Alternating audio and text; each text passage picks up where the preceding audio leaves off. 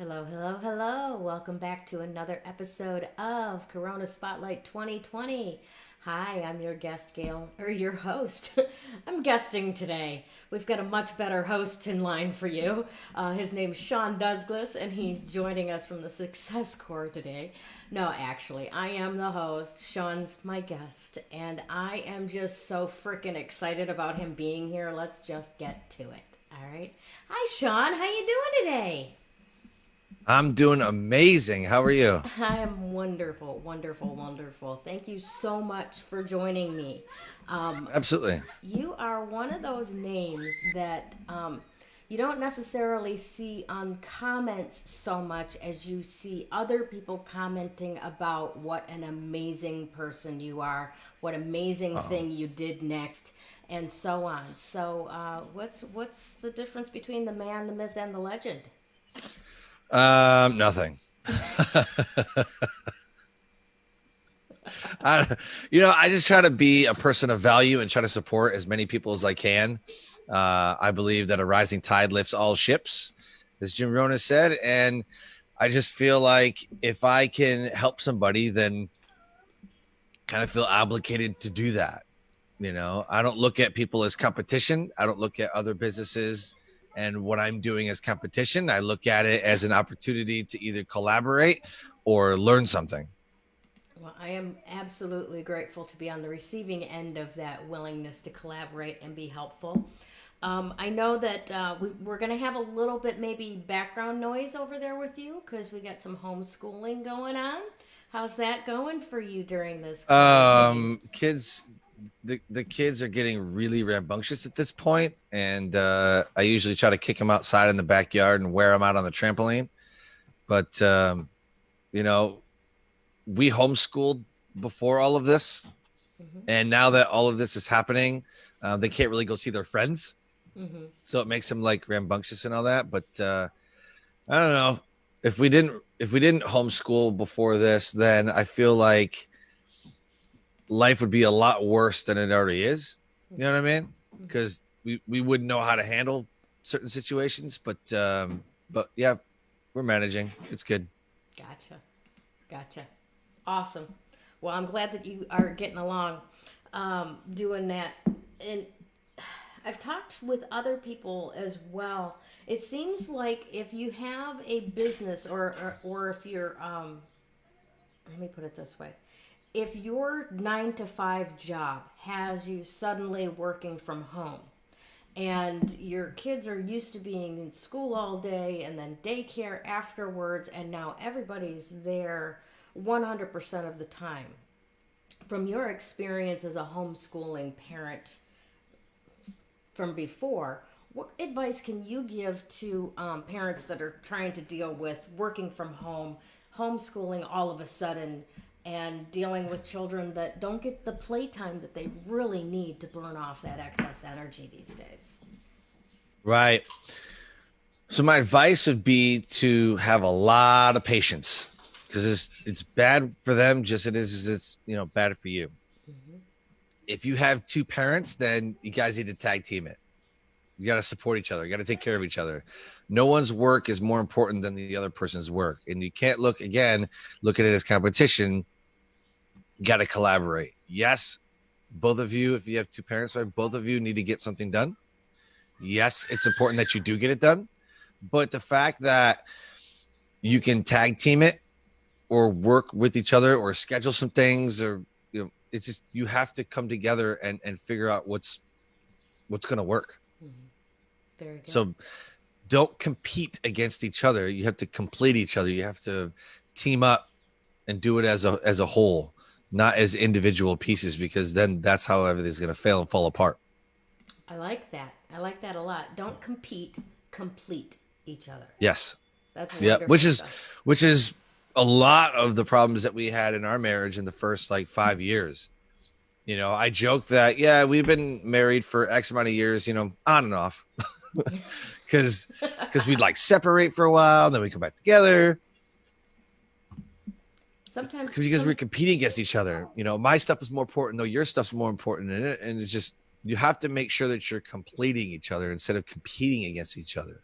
You'd be on the same page, and understand what that page is and what it looks like and how it can vary. So Good advice. Yeah, that is so true. Sometimes it's difficult when the things that you have in common are the things that push each other away in the end, and working on that partnership is so important, especially right now. I was talking with somebody the other day, and I'm like, we're spending an awful lot of time with people that we love, but we don't necessarily always like, you know. So, yeah. I mean, it could be worse. You could be quarantined with like an ex or something. that could be bad. That could be very bad. Well, you've got let's jump streams now and talk a little bit about the things that you've had going for a few years. I see you around the Success Core. I see you around LYB clothing, and of course Life Transformation Radio. Are there any pies that you don't have a finger in? Not usually. I'm pretty much spread out between a lot of different stuff. So between virtual summits and podcasts and launching other people's podcasts and books and consulting and coaching and hosting, and it gets busy. I'll bet. So first of all, tell me a little bit about the Success Core. What is that about? Yeah. What can people do to be involved with that?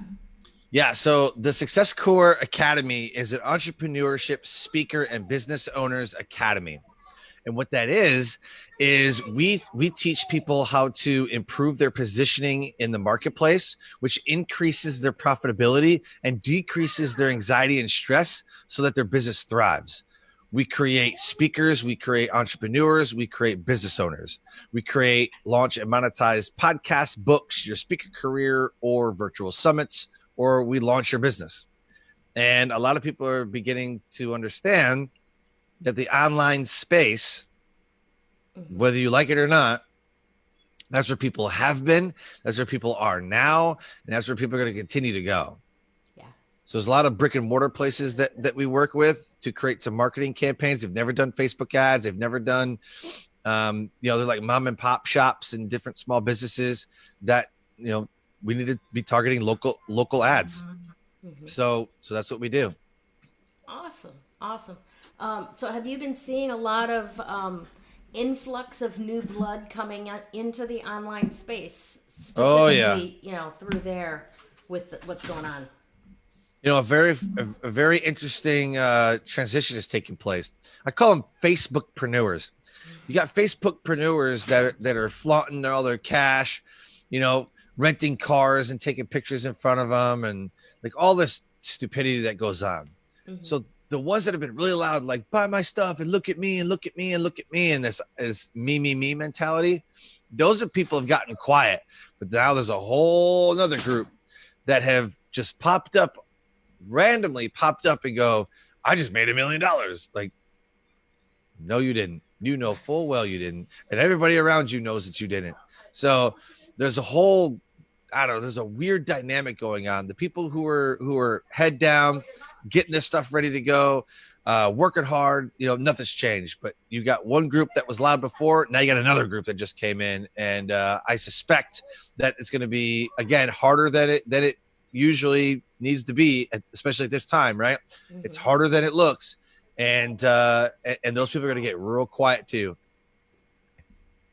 Gotcha. So what do you think is going to be the next authentic? Authenticity is huge. Yeah. I literally know people who work at FedEx, but then flaunt on Facebook how great of an entrepreneur they are. And then I send them a Facebook message. I'm like, yo, dude, you know full well that that's a complete lie. Like I'll call them out on Facebook message, because to me, integrity and authenticity is number one. Because a funny thing happens on social media, you get smoked out, you get called out, and people are like, that's so unprofessional. It's so unprofessional to like call people out. Really? Really, it is, huh? It is? Cool. So I'll just let them, be inauthentic and not be professional Yeah. because that's better, right? Yeah. No, I'm Gotcha. gonna stop people from getting scammed. Most of what's funny, most of the people that I work with is so funny. We'll have conversations. We should work together. This is what this looks like. And they're like, well, I don't know. And then they go with somebody else. And within a 2-month, 3-month period, they're like, okay, I'm going to work with you because I just got screwed over. I'm like, I told you. Mm-hmm. So either my positioning's wrong or I just am not good at scamming people. Well, I work with a lot of people. Like I have 7 people that I'm working with right now. And like at least 4 or 5 of those people have been scammed by somebody else prior to working with me. And I got 2 people, 3 people that have worked with the same person. So yeah, gotcha. it's been absolutely crazy. I have to go in and fix whatever that other person told them to do. I have to go fix it. So Isn't it human um nature to try to think that the easier, softer way is the quickest and most effective? oh I mean, 100%. and then you 100%. you only Yep. learn that it's not by being faced with evidence to the contrary. Like this ended up Yep. costing you more, not just in money, but in peace of mind, in time, in all of those other things that are more precious than money. That we Absolutely. don't even see as part of the bargain when we're going in. Yep. Yep. Yeah. 100% true. Yeah. Gotcha. Tell me a little bit about LYB clothing. What is that? Oh, it's my new baby. Ah. So LYB Clothing Inc. LYB stands for Live Your Brand. Every time that I'm out and about, people are um, they got sports jerseys on, they got the hats, they're representing their teams, they're representing, Nike, Reebok, Abercrombie, just brands that, because for whatever reason it's expensive, for whatever reason it is the new hotness. Like you have to have an Armani suit, or you have to, it's kind of like a car, like, oh, you're nobody unless you have a BMW, or people have put faith into these brands. Mm-hmm. People Yeah. have put faith into the societal value that people place on Lamborghinis, Ferraris, BMWs, Abercrombie and Fitch, um, stuff like that, right? So, so what happens is I want to put out a label or a clothing line that says that you don't need to put value in what other people think about you. You need to put value in what you think about you. Okay. So instead of living Nike's values, instead of living the BMW's values, instead of living the clothing line, whatever's values, Mm-hmm. you live your own values. So LYB Clothing Inc. is an affirmation and empowerment clothing line. And there's shirts that, for example, one of we have a truth serum line. And the truth serum, one of them says, for example, the truth always wins. Mm-hmm. And I had a story about that. So I made the shirt, and then a lady sent me in like a testimonial. I kind of wasn't a testimonial, but she suspected that her husband was cheating, Mm-hmm. and kept lying. She's like, I know it. So she bought the shirt after she kind of had some confirmation, Mm-hmm. but she bought the shirt and then walked in on them and and threw the shirt at that person, threw the shirt at him and says, I knew it. And she bought the shirt that says the truth always wins. That's brilliant. Oh, gotta And love then that. and then right after that, I came out with a shirt that says, I saw that. Karma. That's brilliant. That's brilliant. I like that a lot. I like that a lot. See, I thought that you were gonna come at saying basically that you do customized shirts for other people's brands, but I like your idea that much better. That's Well, brilliant. we do. What other? Oh, We do you? can. We Okay. can. Yep, we can. So we can. So for example, we do like podcast shirts. Take your graphic and put it on a T-shirt. We definitely do that. Mm-hmm. And we also put your core values, like your company's core values, or logos or whatever. We design those, and then we have like a shop for that too. So we have the affirmations, Mm-hmm. and we have the truth serum. I like it. I So like it a lot. Well, yep. good luck with both of those ventures. I think that you'll do very, very well Oh, it's going to be amazing. With that. We've had a great response. I have a shirt that says, I don't make excuses, I make results. Mm-hmm. And I wore it through an airport, and people are like, oh my God, I love that shirt. And I just hand a business card, like, buy here. Nice. So Very cool. All right, so tell me, actually, kind of why I wanted to bring you on is because that you are an expert among experts at being able to launch and monetize podcasts. I know there are a lot of people that are coming into the online space right now that are kind of looking at what can I do to, to stay afloat during this Darwin moment where if you don't adapt, you're gonna go floating downriver, basically. So what is it that you can recommend to our watchers and listeners today as like the first few steps to get handled for a good foundation for a successful podcast? Well, you have to set out the goal first. Most people don't set out a goal to create a podcast to make money. And I say that if you want to monetize at any moment, then you got to do it first. So for example, if I'm going to launch a podcast, I want to know what I'll be doing in a year. What's my 1-year plan? Where do I see it going in a year? From day one, you need to be operating like it's year 2. So evolve all the time, but you have to set up the show in order to make it to that 1 year, because most of the podcasts fade out. So everybody thinks that, well, there's 700,000, 800,000 podcasts. Like, oh man, it's a saturated market. And oh my God, it's really not. Mm-hmm. Yes, there are 700,000 to 800,000 podcasts. Yes. However, half of those are active. The other half have pod faded out. And usually by episode 10, they're pod faded. They're not uploading episodes. They've given up. They know it's hard. They're not making money. It wasn't what they thought it was, and they quit. Right. So I don't care if there's 1 million podcasts. Literally only half are actually active. And I think that's a high estimate. More than likely. Yeah. More than likely. So you have to set up the show and the foundations for the show like you've been podcasting for years. If you want to monetize your show, how are you going to get sponsors? There's a couple ways that you can monetize your show. One of them is sponsors. Mm-hmm. But you have to set it up because I talk a lot about positioning. Positioning is everything. Positioning is the way that the marketplace receives you and perceives the value that you deliver. Mm-hmm. If they don't think that you're going to deliver any value, then you're not going to be positioned in their mind. If you're tagged in a Facebook post because somebody goes, hey, I want to know about podcasts, who's the guy? And you keep getting tagged, like I keep getting tagged, then you're positioned. If someone says, I can't figure out what events to speak at, like how do I find events? Again, I'm tagged in every single one of them types of posts. Mm-hmm. If I wasn't, then I wouldn't be positioned. But if you're tagged in a lot of Facebook and social media posts as someone who is recommended, then you have been positioned. Gotcha. The worst thing you could do is be positioned in a way that doesn't represent your brand, doesn't represent your values, and doesn't represent what you're trying to convey.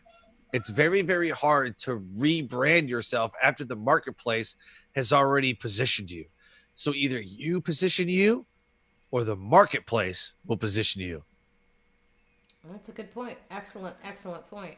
You have to market. You have to position yourself in the marketplace, because once they position you, you're done. Especially if they position you the wrong way. And then you're pigeonholed. So my advice, never get out. Right. Yep. 100%. My advice is always, when you're creating a show, what is your offer? It starts with the offer. What are you offering? Why should people listen to your show? What are you offering? Mm-hmm. I always tell people that you should have the offer in your title. Like, master your business marketing would be a podcast for marketing. Something like, I don't know, cook your way to the top, would be like a cooking podcast. Mm-hmm. If I was gonna have a show about parenting, it would be, parent your child in today's economy. Like these are all offers. But what you see instead are shows like, I don't know, the Growth Podcast. Okay. Or you see shows like the food, uh, the Food Lovers Podcast. Mm-hmm. Like that tells me that that's an entertainment show with no value. It's Okay, just well, an entertainment show. I'm gonna put my show on the chopping block and ask for your critique. What do you think when you see Corona Spotlight? Um, I think that you're capitalizing on the pandemic, but it's still kind of vague. Like what are we spotlighting? Mm-hmm. So you could say something like, let me just add a word or two. Corona Spotlight could be the Corona Business Spotlight, or the Corona Effect Spotlight. Because what I've thought about was coining the phrase the Corona Effect. Okay. I mean, nobody's doing that. I think that there should be a podcast called the Corona Effect or the COVID-19 Effect or something like that. Yeah. Because what is the effect of the pandemic that has happened? What's the effect? So if you have a show like, you ever heard of the phrase the Mandela effect? Yeah. Mm-hmm. So you would call it the Corona effect, the Corona effect spotlight. So something that conveys in the title, like, I really want to listen to this, and I don't have to dig deeper to figure out what it's about. Right. The easier you can give the person to subscribe to your show, the better, and give them an offer. Awesome. Very good. Very good. All right. Great. Now I know that there's a couple of things that you're giving away here that are amazing. First of all, we do have on our ticket that everybody can go to Blog Talk Radio, subscribe to Life Transformation Radio, your show. Yep. Rate it, review it, all of that. But there's something very, very special that you've agreed to give away to the people who are watching us today. And I for one, I'm going to go grab that right now myself. That is amazing. It just so generous. So for all of you listening today, Sean is giving away his no BS, no fluff guide to getting booked to speak. Now this is almost $1,000 value. And I have heard through the chatter among other people that I do entrepreneurial type stuff with, that this shit really works. So go get it. So tell us. This is probably one of the greatest. This is literally probably the greatest strategy guide in any speaking platform. There's a lot of talk about when is it okay for a coach to coach other coaches? When is it okay for a speaker to coach other speakers? So as a TEDx speaker and somebody who is booked consistently throughout the year for paid gigs, I'm not a pay-to-play speaker, which means that I pay $2,500 to speak on stage with a chance to offer something or sell something in the back of the room. Or, I've been to an event where I paid $3,000 and I made 80 grand. I sold my programs, products, and services in the back, and to a tune of 80,000. I've also spent 2,500 on a stage and got $0. Mm-hmm. Most people, if you listen to, I listen to the words that people say, and here's what they say, and I internalize things differently. Here's what I hear people say: I love to get booked to speak. I love to get paid to speak, and I can serve so many people, and it's amazing, right? Mm-hmm. So these are these paid speakers.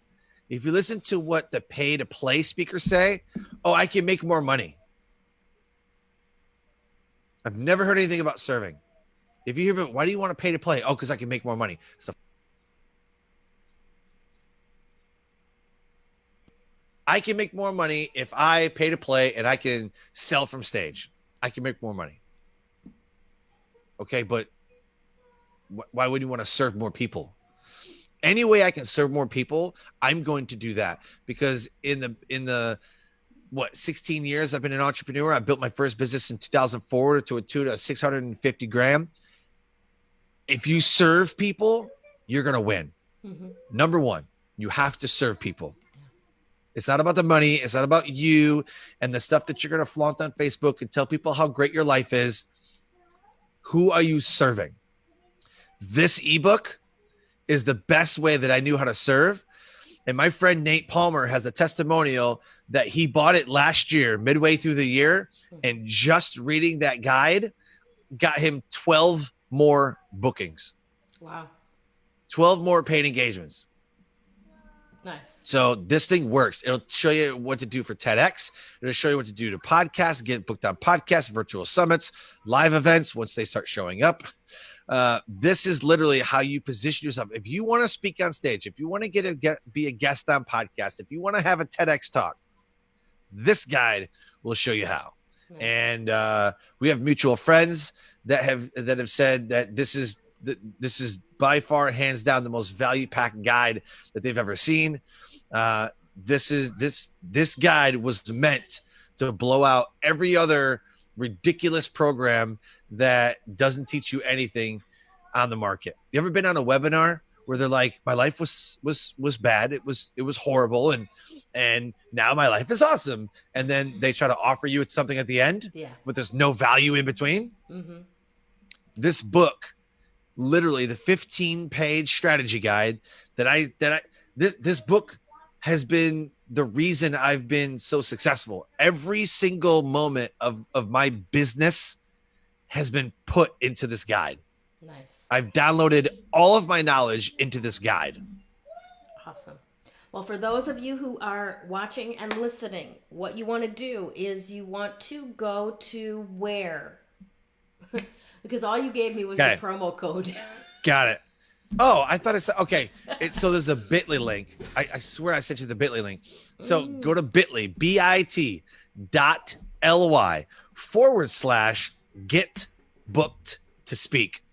And the first letter of the word is capitalized. So capital G, capital B, capital T, capital S. Get booked to speak. bit.ly/get booked to speak. And today I'm going to offer it for free. Go to the promo code, all caps, free, the number 4, and me, free for me. And then, of course, you'll be put on my email list where I will incessantly send you 50,000 emails a day. No, I won't do that because that's just stupid. Right. But I will deliver value inside my email list. I do monetize my email list. You will get offered some things, but I do offer a tremendous amount of value. Most of the emails that I get, because I want to see what people's email sequences look like. One email is like, oh, you're awesome, I love you, and welcome to my list. The second email is something like, hey, if you want to know some things, I got a free resource for you, and this, that, and the other. Then the third email is always like, buy my stuff. Yeah. There's no value. Like, people are so afraid to give away their value. I give away everything for free. Do you know why I give everything away for free? Because most of the people that want stuff for free are not even going to take action on it. So I'm not even worried about competition. Yeah. Because most people won't even take action on it. Most people will download the guide, look at it one time, and then go about the normal things that they usually do rather than implementing something new to get a new result.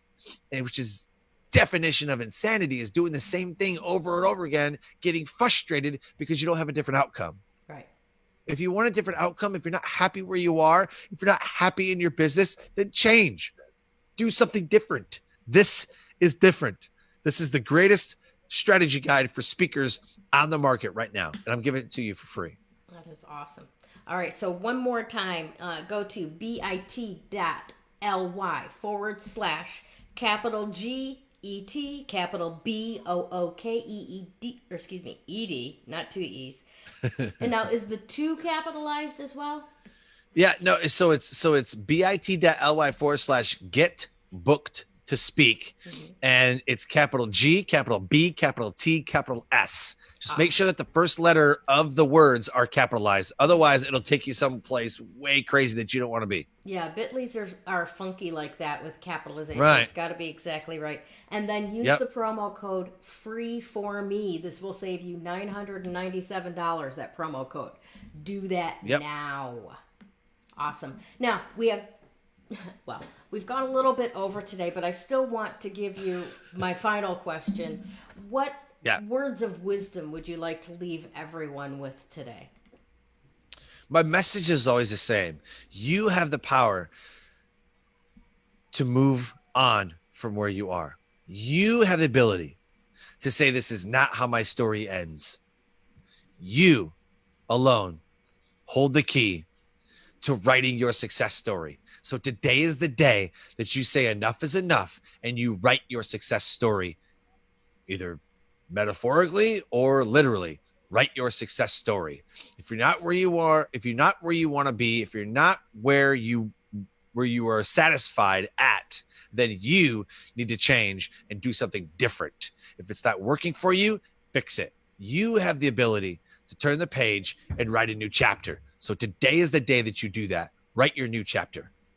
Awesome. Thank you so much for joining me today, Sean. Take care. Absolutely. And thanks again. Thank you.